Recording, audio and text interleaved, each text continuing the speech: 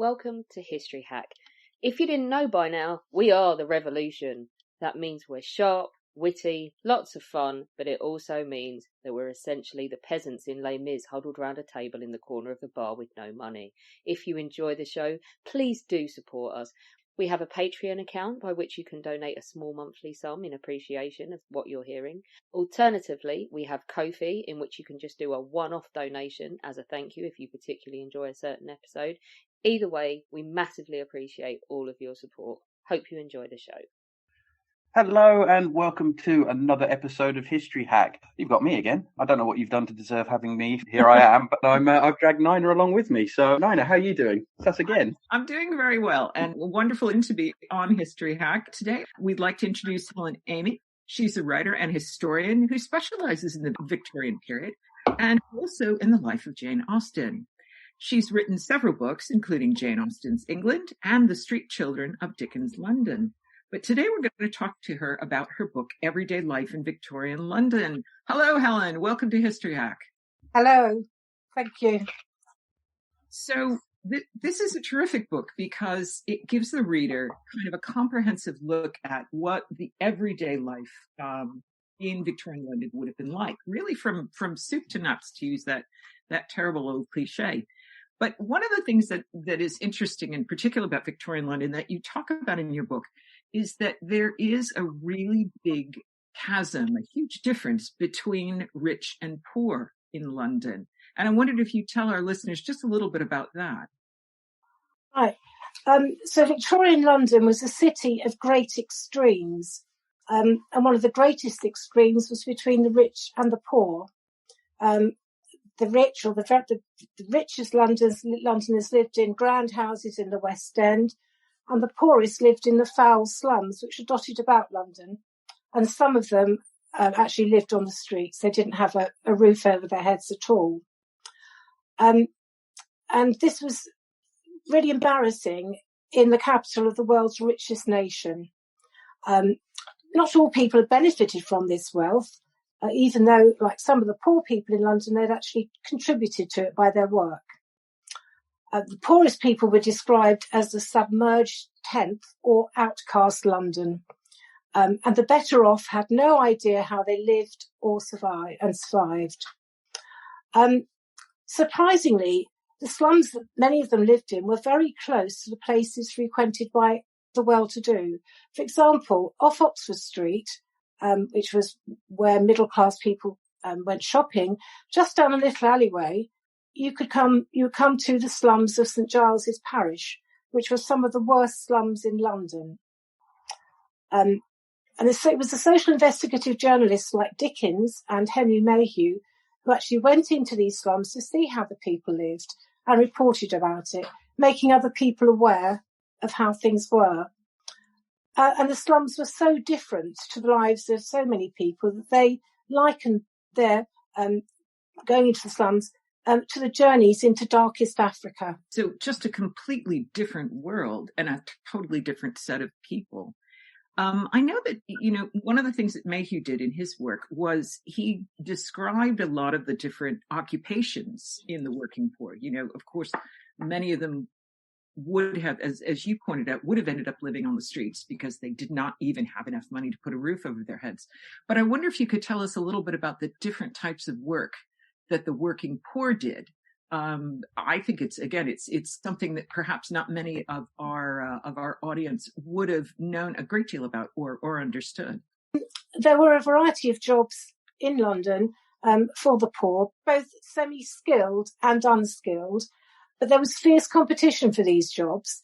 And with more and more people coming to London, attracted by the large casual labour market, there were fewer and fewer jobs to go round. And many who came in search of work found themselves struggling to survive among the destitute and the homeless. But those who were able to find work, there were quite a few options. Domestic service, for one. Long hours, poor pay, but at least these people had a roof over their heads and food to eat. The most put upon servants were the maids of all work who were employed by the lower middle classes. So young girls, maybe 11 or 12, just doing everything to keep the house going. And it was hard physical work. For the men, mainly. There was a lot of, London was an important manufacturing centre, and there were places where some of them could find work, maybe making bricks in the brickyards or in the brewing industry. And in London transport, a lot of poor people worked as omnibus conductors and cleaning the omnibuses. Other people worked in clothing factories, small workshops making clothes in the West End where most of the customers lived. And these seamstresses, they worked long hours for poor pay. And they lost their jobs altogether when mass-produced off-the-peg clothing came in later in the century. The docks was another place where people could find work. Men loading and unloading cargo, working in the warehouses or in the underground vaults. But this was very unstable work. The pay was low. You could turn up for a day and just hang around trying to get work and not get any. So that was a very, wasn't a particularly good thing, a good way of making money. Then the building trade. There's lots of building going on in London. New roads, new houses, building the railways and the undergrounds. So there plenty of work there for poor people. And the railways, bridges, and the sewers when they were rebuilt. So there was a lot of work there, but again, there was a lot of competition. Also public services. The poor worked maintaining roads and footpaths and parks and cleaning streets. Also rubbish collection. Dustmen collected household rubbish and took it to the dust yards. They went round the streets with their box carts, gathering it up, and then they take it all to the dust yards. The dust yards were another place for the poor to find work. Men, women and children were all employed sifting through the rubbish, leaving the soil and dust. And the dust that was left over went to the brickyards. What was the strangest occupation that right. Being a dustman or actually sorting through things like, dust and rubbish is certainly one of the more, I wanted to say surprising, but that's not accurate. One of the more unusual, at least perhaps to industrial countries. But what was the strangest or oddest occupation that you found? Well, I found a lot of poor people worked on the streets, selling things, and they worked in markets or actually on the streets themselves. And amongst these street sellers were 20 men who sold squirrels. So these were bought, you could buy practically anything on the streets of Victorian London, including live animals. Oh my God. And Henry Mayhew interviewed one man about his job, and he told him that there were at least another 19 people that he knew selling squirrels. They were brought up to London from people in the countryside, sold to the street sellers, and the people he sold to were, as he said, quoted, gentlefolk, tradespeople, a few of the working classes who were fond of animals, and well-off people who bought them for their children. And he said that he sold an average of 6 squirrels a week from 2 to 5 shillings each. Wow. So that was the most unusual one I came across. I'm just trying to wrap my head around having a pet squirrel. Well, yeah. Especially if it's come from the wild.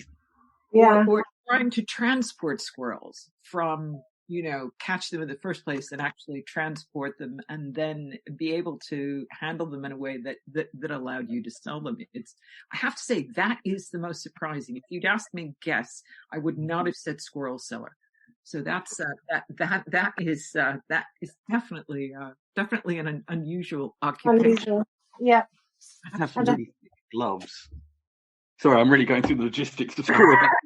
Chris is fascinated by this whole idea of how would you handle squirrels and what would you do? If you were, I'm thinking about children, and of course, you mentioned the maids of all work, and young girls. Were the poorer children educated at all during this period? How was that? How did that work? What sort of educational opportunities might they have had or not had? Well, the children of the underclass were very rarely educated. Mm-hmm. They may have had a bit of education at a Sunday school. They might have learned to read there. Sunday schools taught children to read so they could read the Bible. They may have gone to what was called a dame school, little schools run by elderly ladies in their own home. For a few pennies a week, they would teach children the alphabet and just basic skills. But apart from that, there was nothing for them. And in fact, Henry Mayhew was really surprised because he interviewed so many children and very few of them were educated at all. And of course, that would have made the difference between being able, to being on the streets and being able to get a job that had a future for them. So their lives were very hard. Which is a big contrast to the other end of the social scale in London. Yeah. The rich had a lot more opportunities, didn't they? Yes, certainly. The better off children went to private schools or public schools. There are also charity schools, but which were means tested, but that they would have gone to working class children. There are also the ragged schools set up by people like Dr. Bernardo. He started working as a ragged school teacher, and when he realised the terrible lives these children were living, he actually started taking them in and providing a home for them.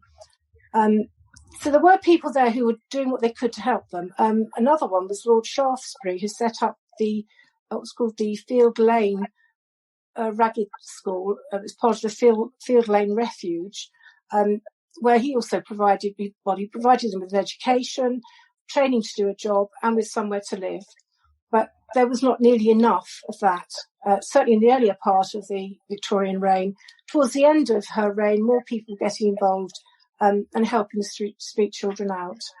That's just answered a question I've had. I live in Medway, and there is a ragged school building just off the Great Lines. And every time I walk past it, I wonder why it's called Ragged School. So you've actually answered a question that's been nagging me for years. Because they were too dirty, ragged, and just not respectable enough to go to any other school. That makes sense. Where that is in Chatham is right next to where the slums used to be. So yeah. Thanks. You just solved a question that I've been mulling over for years. Yeah, no, that's the reason. And there were more and more of these schools opened as the century went on. And as people became aware of the plight of these poor children, more people were willing to help them. But it wasn't until the end of the century, when state education came in, that they were actually taken off the streets because they had to go to school. And there was enough schools were then built and provided for all the children in London. But that wasn't until there was an Education Act in 1870 bringing in state education, and then it was some time before it became compulsory. So by the end of the century, all children had to go to school, and there were people out on the streets looking for children who were playing truant or still working as street sellers. The thing is, a lot of the parents of street children, and not all of them had parents, but a lot of their parents actually needed them to work to help with finance of the family. So really, it was very difficult for those parents when their children had to go out, had to go to school rather than out to work.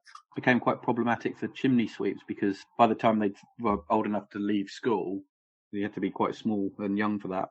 Yeah, that's right. Then I think I'm not quite sure when chimney boys they stopped allowing children to go up chimneys, but it wasn't through the whole of the century. I think it's about the mid-century. And of course, as you point out a bit in your book, the Victorian era, from the ascension of Victoria to the throne to the point where it becomes the Edwardian era is a massively long period, and there is a huge amount of social change and economic change and political change. So that prior to 1870, as you said, there is no legislation that compels children to go to school. And so if you are living hand to mouth, if you're a casual laborer and, you're procuring and selling squirrels, which is, not anything that you can count on, then the role of children in terms of, either getting work or looking after younger children so that you could work was, kind of outweighed the fact that perhaps they needed, if they had learned their letters and learned their sums, they would have had greater opportunities up the social ladder and, not to live such a precarious existence. Children were not actually treated like children. And if they committed a crime, children over the age of 14 were sent to adult prisons where they were flogged and made to pick oakum and go around the treadmill. So, it wasn't really recognised that children, that childhood was a special period in their lives and they needed nurturing and looking after. It's very sad reading some of the stories of the street children, how older children were looking after the younger children in the family, either because they were all orphans or because their parents were at work.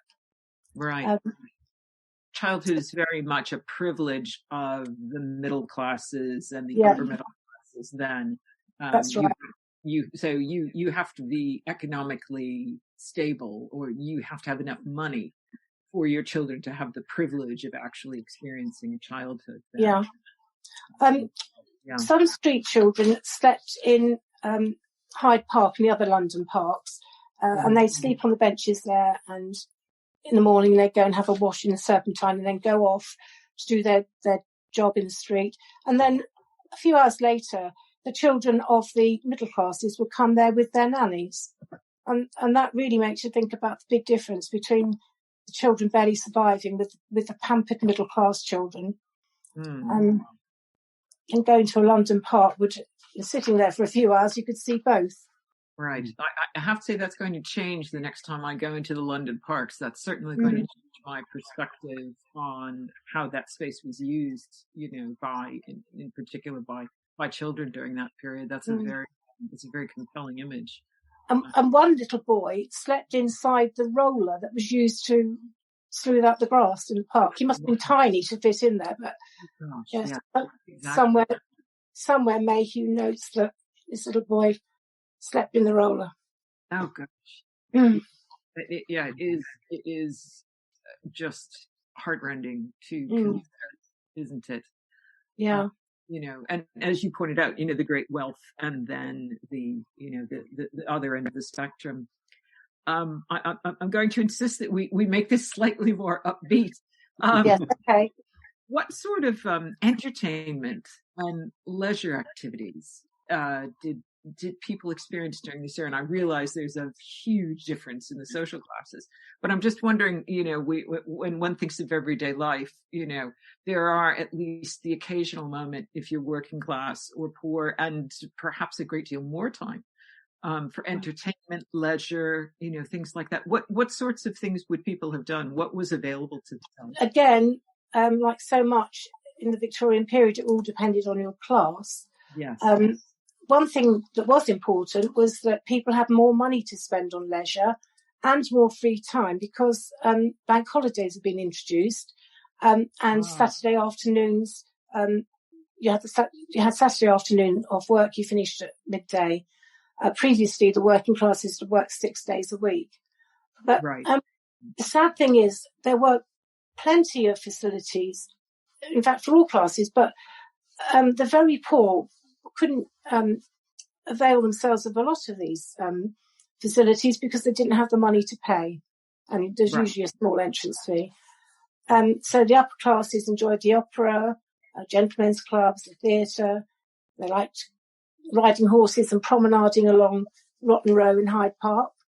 The middle classes again enjoyed a wide range of entertainment, concerts, art galleries, theatres, watching cricket.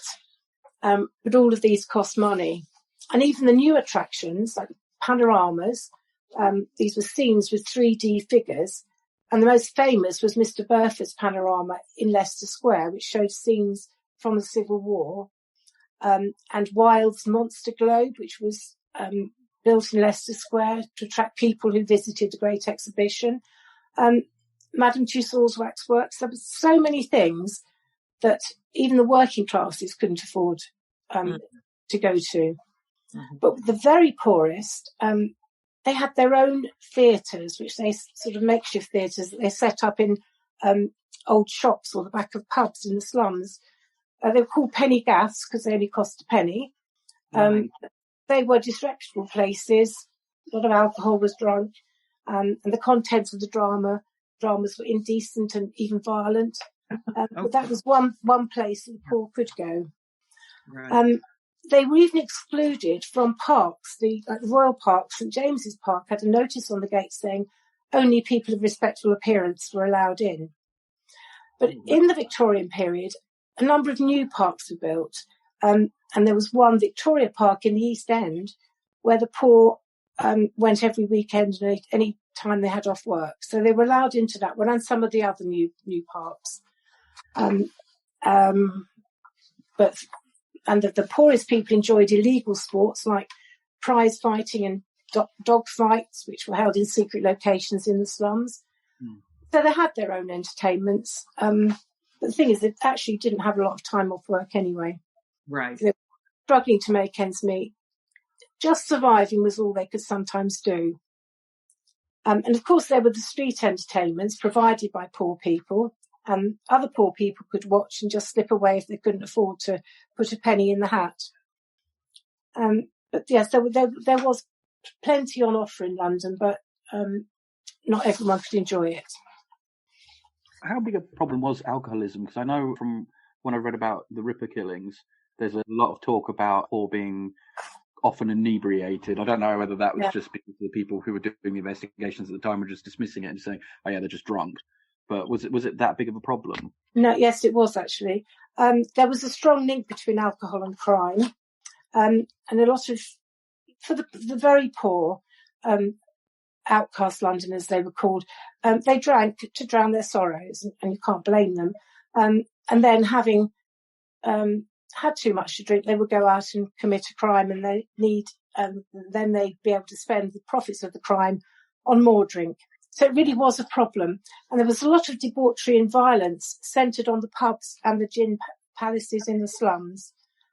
Saturday night being a particularly bad night, because the poor had just been paid and they'd go off and spend their money, drinking too much to manage to get through their lives.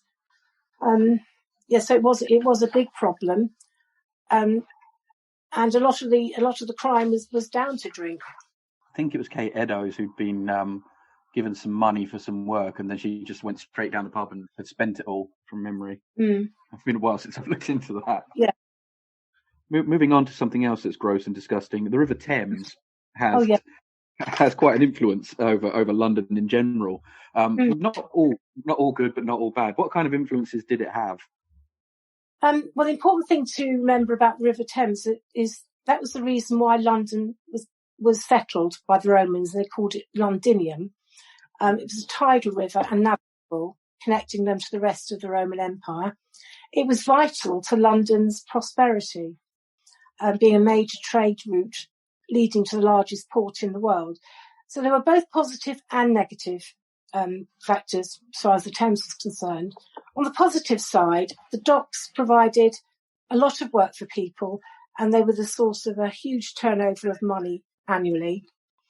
And ships were built on the River Thames, and there was plenty for people to do. Plenty of jobs available. It was also a good place to go and watch interesting spectacles, like the annual spectacle of the Lord Mayor's coronation procession on the river, and the university boat race. Lots of people crowded to the Thames banks to watch that. Launches of ships, like the Great Eastern ship, designed by Brunel, built at Millwall Dock, was launched in 1858 and attracted masses of people. And the arrival and departure of royal barges taking the royal family to and from ships when they were going abroad also attracted lots of people on the riverbanks to watch. But on the negative side, the river was seriously polluted, and it was the source of much of London's drinking water, so this was a real problem. And this caused a lot of ill health with, waterborne diseases passed on by the bad water of the River Thames. And early in the Victorian period, the river was wide and slow flowing, and it regularly flooded. So there were areas of London that were often underwater, like Battersea, Bermondsey and Wapping. And on the other hand, it sometimes dried to a narrow stream. It's very heavily congested, like the roads and the pavements. There are all sorts of vessels. It's very difficult, very slow moving. You have huge ships, commuter boats, pleasure steamers, little pleasure boats, all vying for space on the Thames, which made it dangerous as well. There were frequent collisions. Most famous disaster was the Princess Alice steamer, which collided with a vessel carrying coal. And more than 600 people died in that disaster. And then if the weather was bad, foggy weather, made conditions on the river very dangerous. And of course there was crime as well, thefts from moored vessels. And sometimes ships had to wait months to be unloaded and they became targets for thieves. But a number of improvements took place and a lot of these negative aspects were rectified. So London Bridge was rebuilt with fewer arches, making the river flow more easily. The embankments were built and the river became easier to navigate. A new sewage system put an end to pollution and new docks were built. With the increasing size of ships, they had to build new docks. And these were enclosed by high walls, so people who wanted to steal couldn't get to them. And Tower Bridge was built, which allowed large ships to pass down into the Pool of London, and that freed up space on the river. So a lot of the problems were actually rectified during the Victorian period. I think one of my favourite stories is with the river. You had the Great Stink, Yeah. and Parliament it started to stink out the Palace of Westminster. So Parliament sat to try and figure out what a solution would be, and they went with the cheapest, most efficient solution, which was to perfume the Houses of Parliament so they couldn't smell it, and then there was someone else's problem. That's right. Right. But in the end, they had to do something about it because that wasn't sustainable.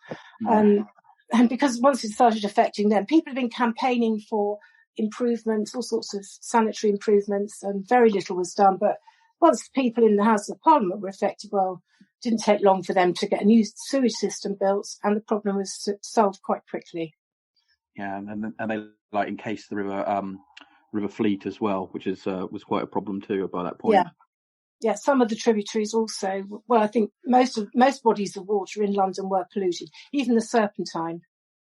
So it didn't help the health of Londoners. But when all these improvements came about, then the health of Londoners improved as well. Brings us quite neatly in a segue to when it comes to everyday life. One of the most common issues would be disease. What were the health concerns beyond the river, and how did they combat them? Those worst problems were caused by the pollution of the river, and also the graveyards were overflowing, and had been for a long time. Burials were piled higher and higher, and until they were dangerously close to the surface. One of the real problems, though, was the fact that no one understood how much disease was spread. They had this theory called the miasma theory. They believed that infections were spread by bad vapours in the air. But of course, that wasn't the case. And so much of the disease in London was waterborne diseases like typhoid and cholera. And various acts of parliament, they did pass acts of parliament to improve things. But progress was very slow. And nothing really, there was no real improvement till the sewers were built. And new sanitary legislation was brought in, and people with infectious diseases had to be isolated. Astonishingly, they'd never worked out before that by separating the people who were suffering from it, whatever it was, separate them from other people, it didn't spread. Improvements to medical care also helped. Better off people could pay for their own treatment and care at home, but there was very little for the poor. There were some voluntary hospitals, but not enough. And the poor had to rely on charity dispensaries and workhouse infirmaries. But really, they didn't have much of a chance if they got one of these serious illnesses. And then in the 1860s, a public hospital system was brought in, and things began to improve. Doctors and nurses had better training, better regulation, and things began to look a lot better.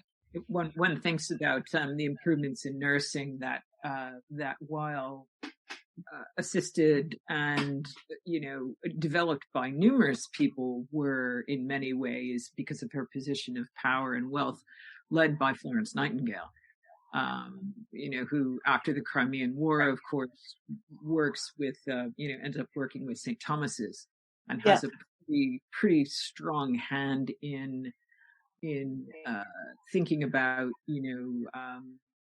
how patients are going to be cared for and supported, because of course physicians, doctors would just show up, walk around, but the day-to-day care was very much nursing. So I know that, that certainly had an impact, at least in that area. And then of course those ideas begin to spread and so on and so forth. So that certainly is. Well, Florence Nightingale put into practice what she'd learnt out in the Crimea. Right. Before Florence Nightingale, nursing was not a respectable profession at all. Right. So when she came back home, she set up training schools for nurses at St. Thomas's, and she wrote manuals on how to look after patients. And after that, things did improve. And they once these nurses were trained, they were regulated, as doctors then were as well. So there was much more regulation and training of doctors and nurses, and this all helped to improve the chances of the poor. We've kind of mentioned him already, and you can't really sort of talk about London in this period without mentioning 1888 and the Whitechapel Killer. But as obsessed as people are with Jack the Ripper, there were other criminals, weren't there? It was a really quite a big problem. Yes, crime was a serious problem in London. And some areas were so steeped in crime that they were beyond the control of the police. And there was a widespread fear of crime, because a lot of crime was reported in the papers. So the middle classes were very frightened. And when Jack the Ripper was committing his crimes, even before then, there was a great fear of crime. But poverty was linked with crime. And the slums were notorious breeding grounds for criminals. They congregated in the common lodging houses in the slums to plan their crimes. So there's a lot of petty crime, theft, pickpocketing, shoplifting, picking the pockets of people in omnibuses. Women particularly were involved in that sort of crime. And also there was a lot of burglary. The homes of the well-to-do people in the West End were regularly burgled.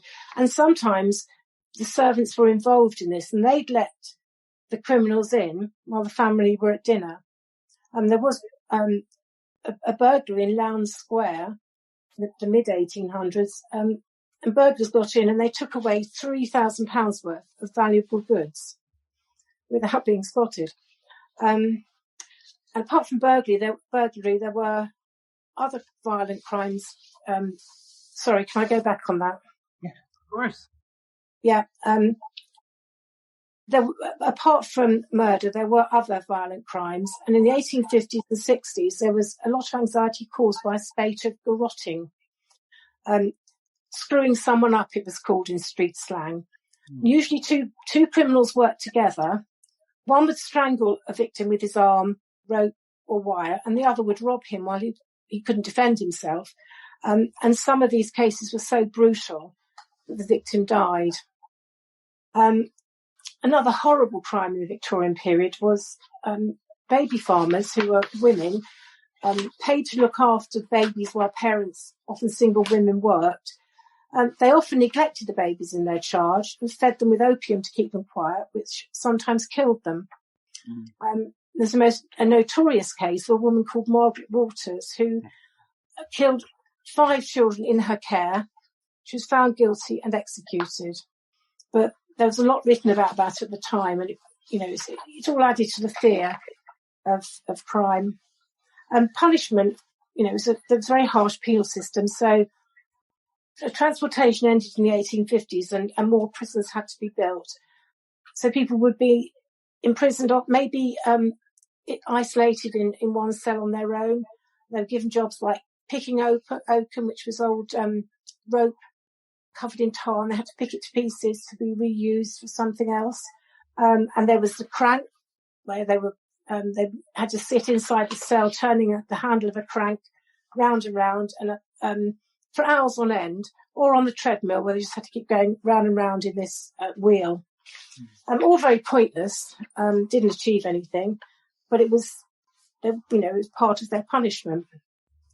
But actually, the crime rate in London fell during the Victorian period, and it became, by the 1880s, the safest capital in the world for life and property. And this was due to the Metropolitan Police becoming more professional and efficient, and other factors like the introduction of fingerprinting. So crime actually did improve. The crime rate improved over the Victorian period. You had commented earlier about children, and the fact that, because the children of the working classes and the poor were not thought of as children, that, those punishments extended to them. You mentioned Dr. Bernardo, and wasn't there a shift in terms of you mentioned this earlier, that by the latter part of the century, the 19th century, that it appears that whether it's through just greater information in the press or social criticism, you think of the fictional works of Dickens, who focuses very right in so many of his works. He's highlighting various social ills, whether it's the workhouse system in Oliver Twist, or the plight of the poor, and one thinks of the graveyards, the intramural graveyards in Bleak House, and the court system also in Bleak House. By the 1880s, there are people like Dr. Bernardo, aren't there? What other social changes did you find as one gets to the latter part of the century that I'm wondering may have contributed to a drop in crime or hopefully an improvement in living conditions? You talked about sanitary changes. Are there other changes, social changes that occurred during that period? Yeah, there's one quite significant fact was that children by the end of the century and young people were being not being treated like adults if they committed a crime. They were sent to reform schools, so they were taken out of the adult penal system and were looked after and taught, given training for jobs, and taken away from adult criminals. So that was an improvement. And the biggest improvement was state education in the lives of children. But there was also a recognition by the end of the century that children needed protecting. And the LSPCC was founded, which became the NSPCC. And that there were lots of other people, apart from Dr. Bernardo. There were church missions going into the slums to help people. Middle class ladies went in as visitors, helping mums who needed help. And there was a lot more awareness of what was going on in the lives of these poor people. And there was, once people knew how bad it was, there was an outpouring of help. And the middle classes very much wanted to do what they could. And particularly with children, there was a better understanding of how they should be treated. How much of it comes down to, because William Gladstone, when he's Liberal Prime Minister, he has a vast interest in helping the poor. How much of the reforms come down to, I don't want to be politically biased, even though I am, that it comes down to the Liberals rather than the... I think as the century progressed, governments of all parties were just aware that the poor needed a lot more help.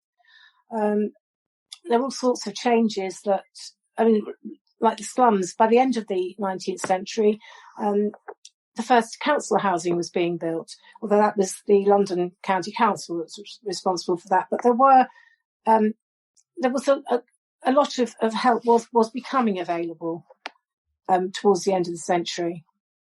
And actually the slums didn't improve because, although there were fewer of them, when slums were demolished for development, the developers were supposed to provide homes for displaced slum dwellers, but they didn't. So in fact, the few remaining slums got worse and worse.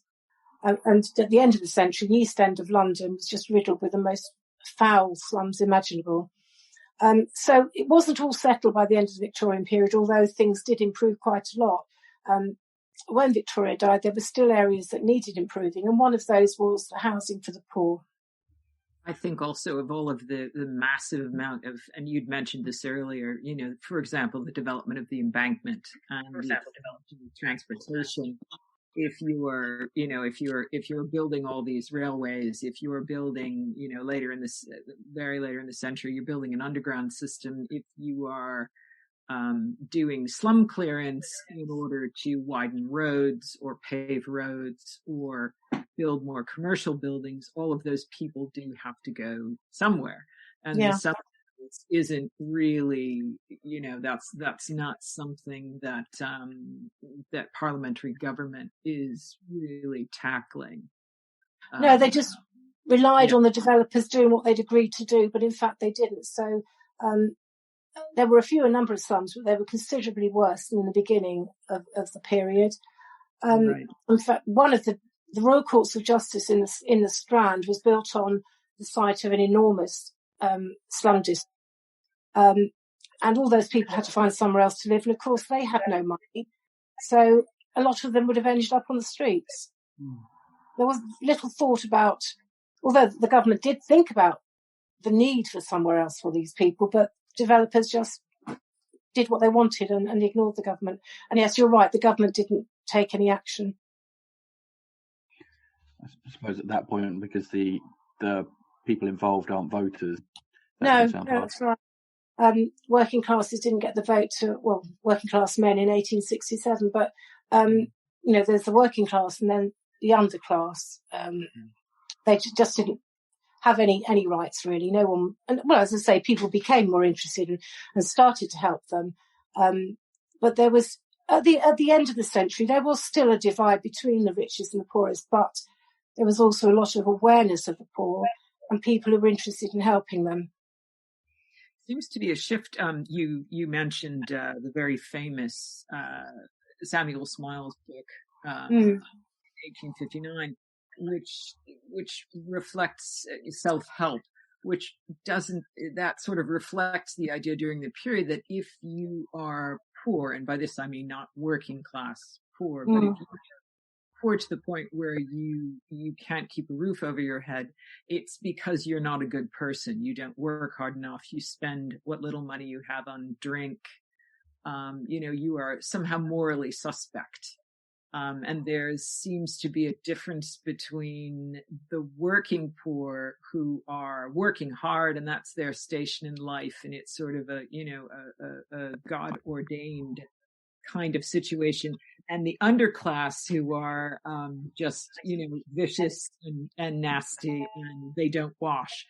And somehow the responsibility for betterment is with those people with one might say a lack of awareness of their situation. Access to running water in many cases that could be with regard to self-help, which is a very important ethos and helped a lot of Victorian people, free libraries were set up to help people, help working classes to improve themselves. There were night classes they could go to give themselves a better chance. There were the new museums that were set up built in South Kensington following the Great Exhibition, and the profits of the Great Exhibition were used to build these museums. And that was another place that working people could go and learn and improve themselves. But you did have to pay to get into them. And that was the same with the art galleries. The Victorians loved looking at paintings, but you did have to have a bit of money to get into an art gallery. So there were lots of things there, lots of facilities whereby you could help yourself. But if you were the really poorest people, outcast London, just trying to survive, they couldn't avail themselves of these facilities. A lot of them couldn't read. Most of them couldn't read or write. So the self-help really was for the working classes and the middle classes. Exactly. I think about the Great Exhibition and the fact that they had it was open at a certain price, but then on particular days they changed the price and made it within the grasp of the working classes. And I don't know if it was shilling days. That seems like a lot actually, but days where you could go, and the price would drop, so you could see all the amazing wonders of the empire. But again, as you pointed out, that's not available to the incredibly poor. That's a way for the working classes to enjoy and see and experience, but not beyond a certain point. Very poised. Yes, a lot of people came up with the railways. You could buy a combined ticket, that combines your rail fare with entrance to the exhibition. It was on certain days. Prices were cheaper. So, and 6 million people went to the Great Exhibition. So a lot of the working class did go. And for a lot of people, going up to London by train and going to the Great Exhibition would have been the first time that they'd seen London. Right. The very poorest did actually benefit indirectly because so many visitors coming up to London, those who were selling goods on the streets or selling coffee or refreshments, they all gathered around the outside of Hyde Park, and they had far more customers than they'd had previously. So Right. they did. But because of that, a lot more people tried, started up stalls and selling on the streets. So there was more competition, but there were certainly lots more people who would buy their food or whatever they were selling, and little souvenirs and things. Which leads us on to finishing up on a bit of a lighter note, since we've done crime, disease, and pestilence and poverty. What was shopping? Because, as you said, London is the capital of the empire, and we've got ships coming in from all over the world. What was shopping like in London for people? This, without mentioning the nefarious squirrel trade. Yeah. Well, again, it depended on your social class.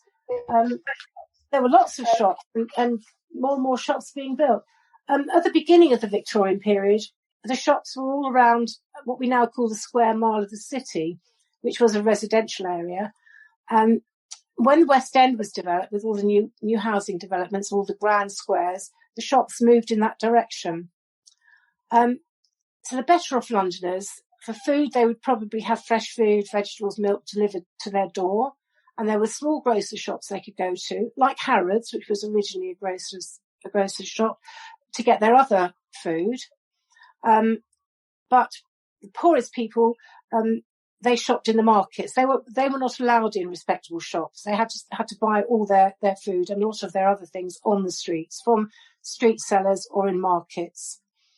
For the better off Londoners, Regent Street and Bond Street were very exclusive shopping streets.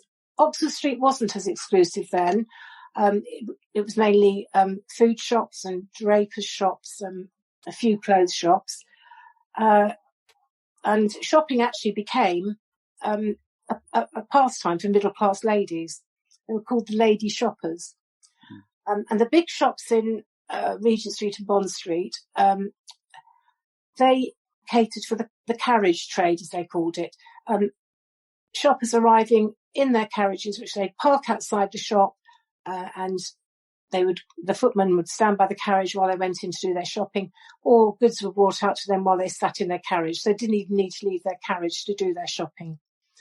And it was in the West End that department stores were first built. They started off as small drapery shops, and they got bigger and bigger, and expanded the range of goods. And the better off shoppers could go to shopping arcades, which were avenues of shops, like the Burlington Arcade in Piccadilly. And there are also bazaars, which were shops with a covered, or stalls with a covered a roof over the heads, and people could buy nearly everything that they needed in these bazaars. And there was one near Baker Street where you could go to buy a carriage or some furniture or a carpet. There was plenty of options for the better off. But for the poorer people, they bought their clothes from second-hand shops. They bought from pawnbrokers' shops, so unredeemed goods would be sold off cheap. And they would go to the marine stores by the river, which were originally they originally sold items that you need on a ship's voyage, but they had become junk shops. So a lot of things were available for the very poor there. Second, Monmouth Street, which is now Shaftesbury Avenue, was a street where nearly all of the shops sold second-hand clothes. So there was something for everybody, but it depended on your class as to where you would go. Really good. It's one of those things that when people think about Victorian London, you do get kind of caught in the sort of the Dickensian view of it, but it's actually, as you said, it's quite a long period and a lot going on. Yeah. Reform and a lot of change. And I think your book covers it very, very well. Would you mind just reminding everyone the title of your book and where they can get it from? Yes, Everyday Life in Victorian London. And it's published by Amberley Publishing. Buy them online. And the History Hack bookshop, which we will have online, bookstore.org. Buy it from us, not from the Amazon place, because if every sale we get a small slice of the money, and Helen will get more money than if she gets it from Amazon, which is always good, because then it's not used for rocket fuel. So everyone's a winner. Shop at us. That's not a plug, or maybe it is. Okay. Thank you so much, Helen. This has been a really interesting conversation. It's been a pleasure speaking with you today, and we greatly appreciate your taking the time to speak to our listeners on History Hack. Thank you. Thank you. Our incredible guests give us 45 minutes of their time to join us and talk about their work or their new book. This is just a small taster. As a result, we have launched our very own bookshop on bookshop.org, where you can find our guests' latest books, you can support them, and you can support us on History Hack. 10% of every sale via our bookshop supports the podcast and allows us to keep going and bring you more top-of-the-line guests. You can find our bookshop at bookshop.org/shop/History Hack, or search for us in the shop section. Thank you so much for your continued support. We really appreciate our listeners and supporters. So make sure you get down to the bookshop and grab yourselves a new book.